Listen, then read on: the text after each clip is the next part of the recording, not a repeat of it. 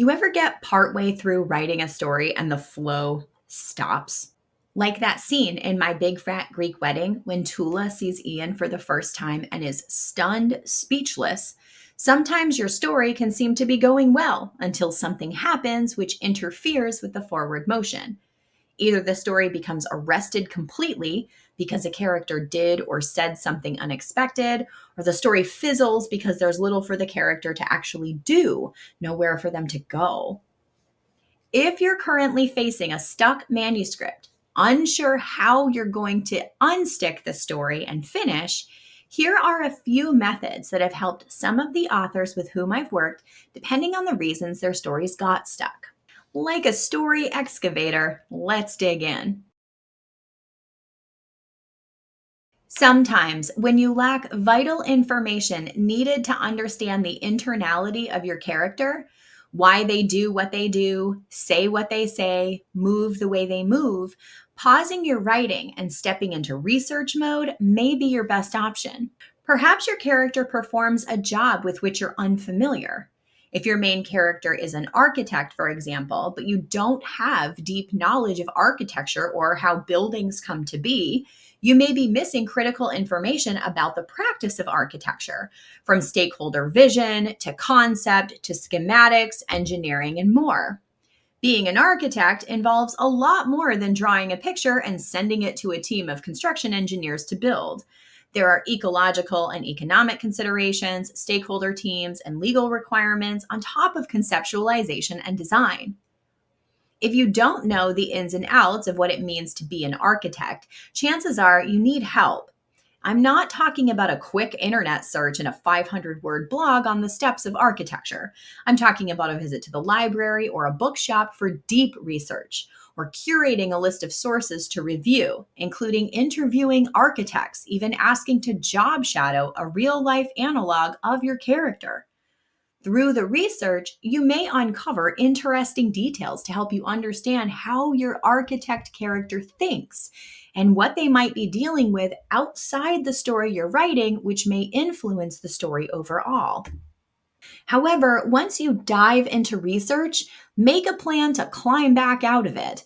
Otherwise, you may risk going too deep into research rabbit holes and never come back to the writing. Set yourself a research timetable, including an end date by which you will return to your writing. If research is not the issue, you may be facing a lack of conflict, and a lack of conflict can stop any story from progressing. Remember, story is conflict, goal, and motivation. And if you're missing one key ingredient, the whole story cake will fall flat. Think of conflict like the fulcrum of a seesaw, the point on which the story moves up and down. No fulcrum means no dips, no heights, no change. Just stagnant, flat storytelling that lacks real stakes or any real reason for readers to remain invested. Conflicts don't have to be massive, body counting events like wars. They can be small and introspective conflicts like self deprecation. Regardless of the size of the conflict or whether it's true for your character or just a figment of their imagination, your story will pull all of its tension from the characters who are at odds because of the conflict at hand. If you're staring at your manuscript and your character's main conflict seems to have fizzled or isn't big enough to sustain the writing, ask yourself a series of what if questions.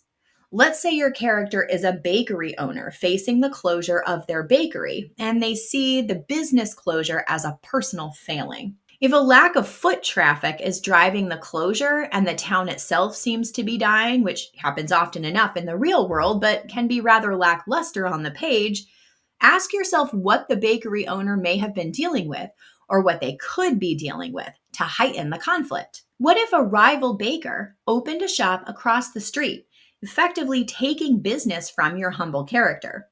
Does that give you a new perspective on the current conflict? Taken further, what if a rival baker opened the shop and ripped off generations old recipes from your humble character? You get the idea. Ask yourself a series of questions specific to your character's life, needs, and hangups, and explore new ways to broaden the scope of the conflict, which may lead to subplots to enhance character development, the introduction of new characters, or new information about existing characters, and more.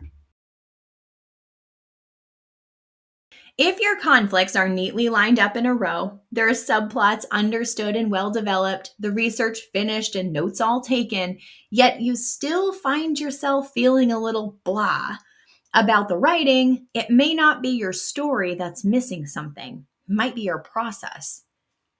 Perhaps you've been in fiction land for far too long, or have read too many thrillers in a row, or have exclusively read flash fiction for the last several months. Think about your writing process, which includes reading, and note all the similarities you've carried from day to day. Then look for ways to change your processes toward the new. If you've been exclusively reading fiction, grab a nonfiction book about a topic that interests you. If you've been reading nothing but flash fiction, try a novella or a novel. Nothing but thrillers? Pick up a slow burn romance or a literary novel. Switching up your usual literary flavor acts as a powerful way to cleanse your writing palette and ignite the spark that fuels your process. After all, there's a reason many boxers practice ballet. If switching up the reading alone doesn't quite do the trick, challenge yourself to write in a new genre or style as a practice exercise, which may jumpstart your language use or help you think differently about your plot structure, settings, or characterization. While the goal is to get back to your process, you may find the old one no longer suits, that it's time for something new, whether it be a new time of day to focus on writing, a new medium to write in, writing a scene out of chronology, even asking your tarot deck to show you what's missing. Whatever your usual flavor, change it up to discover a new process that works for you. And if you need some inspiration, there are daily routines for 12 famous writers linked on the MetaStellar website in the text article. Sometimes you can do all the things: research, conflict development, process change ups, and more, and still find yourself and your story stagnating. If your book was a kid practicing oppositional defiance, this would be the time to call in the other parent or a trusted friend or family member off which to bounce ideas. It may also be time to call in a specialist. When your story is stuck completely and you know you've done everything in your power to jiggle loose the story from your gray matter, yet you still find yourself lacking, the uncomfortable truth is that you may need a fresh perspective to help you weed out things you know that your reader can't know, or shed light on something you've missed that your readers will expect. When that happens, you may be too close to your manuscript. It's time for another set of eyes. When writing a story, there are proven benefits of impartial feedback, like gaining that fresh perspective, helping to identify strengths and weaknesses, and enhancing your creativity. Ask a trusted friend who reads widely in your genre, or a beta reader or story development editor to read your full or partial manuscript and help you locate the stickiness, leaving you with that blah taste in your mouth. So, how do you unstick your stuck manuscript? Let me know in the comments. And don't forget to like and subscribe for more weekly writing advice. And share this video with fellow writers who may be stuck in their own manuscripts. Happy writing.